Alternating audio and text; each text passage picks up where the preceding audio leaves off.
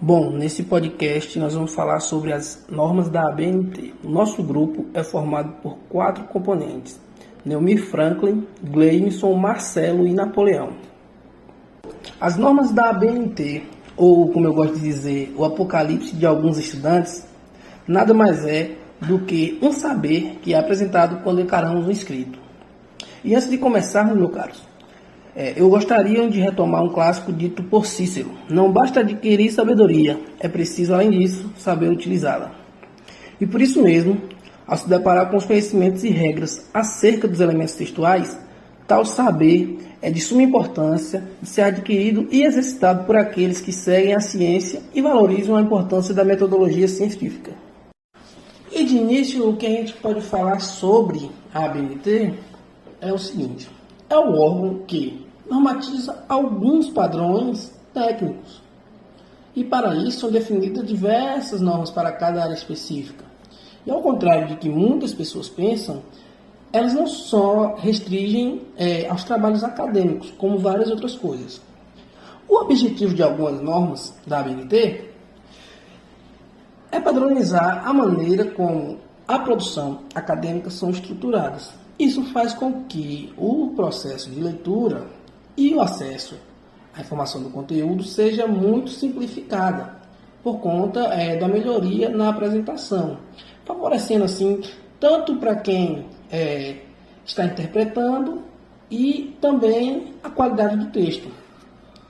Ou seja, as normas nada mais é do que uma receita de como estruturar um texto, que será publicado em algum lugar, algum espaço, podendo ser de uso facultativo para documentos privados.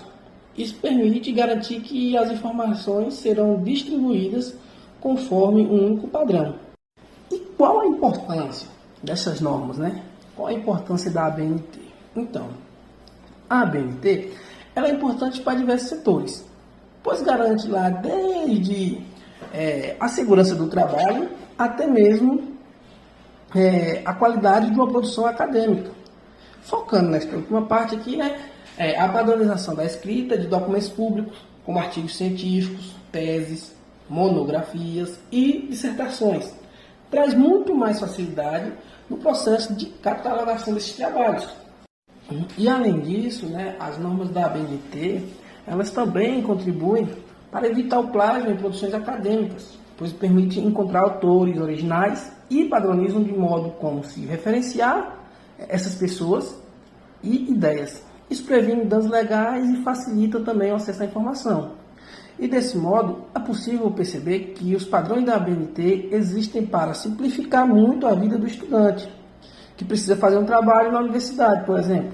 Apesar de serem complexas no início, depois que você dominar toda essa estrutura de texto, você consegue compreender muito melhor a importância dessas normas e como elas vão facilitar todo o seu processo de escrita, leitura e produção acadêmica.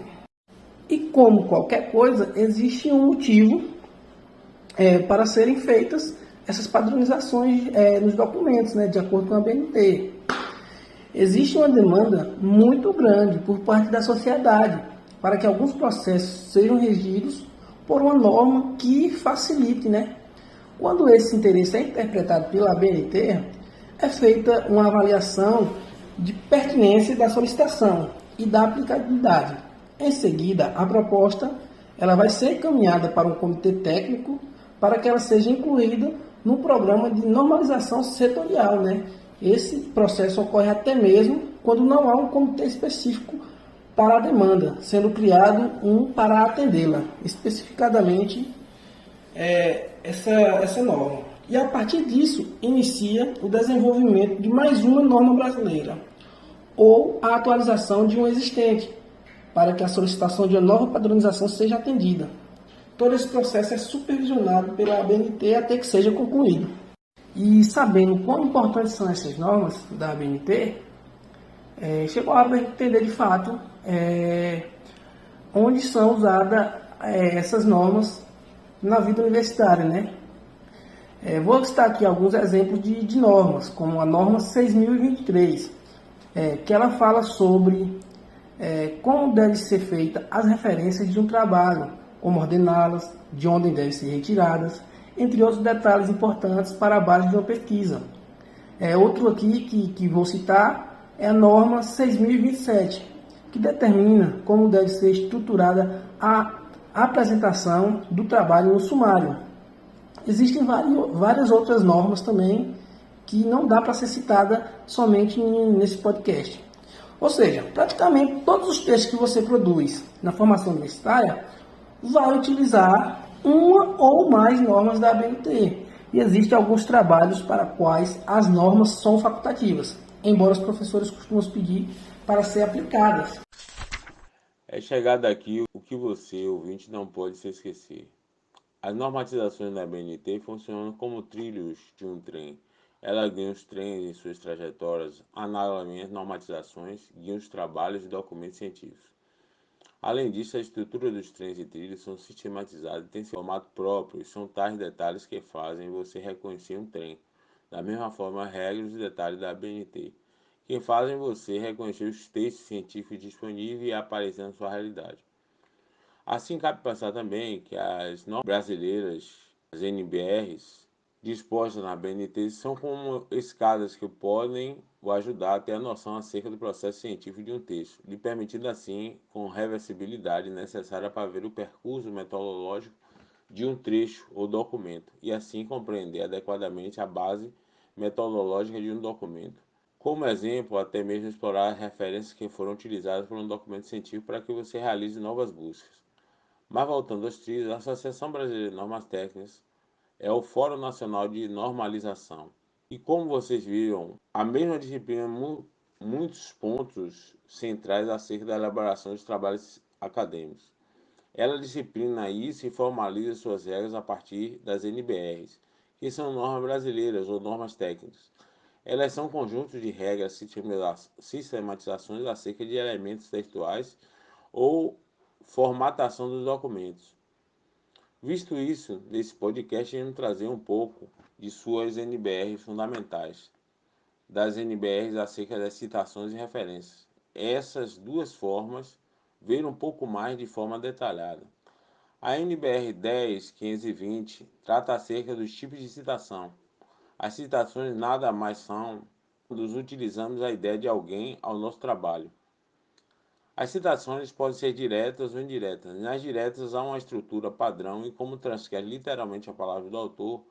Já nas citações indiretas, meu caro ouvinte, você transcreve a ideia do autor com base nas suas palavras.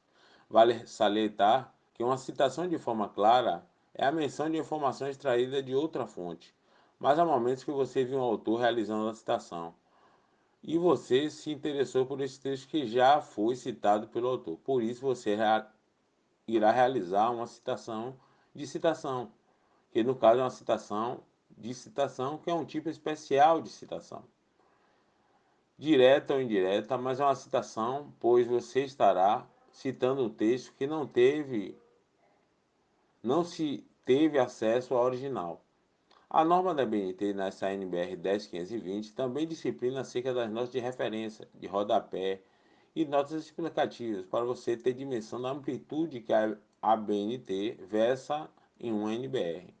A norma brasileira é de muita importância para o processo, para o nosso quadro Descomplicando a Metodologia Científica da NBR 6023, e ela disciplina um conjunto de normas acerca da confecção de referência, assim como durante a leitura de tal NBR Fica claro que as normas técnicas são fundamentais, que não só cientistas brasileiros, mas de todo o mundo possuem um referencial do produzir ciência, e isso facilita imensamente as trocas internas e externas do saber.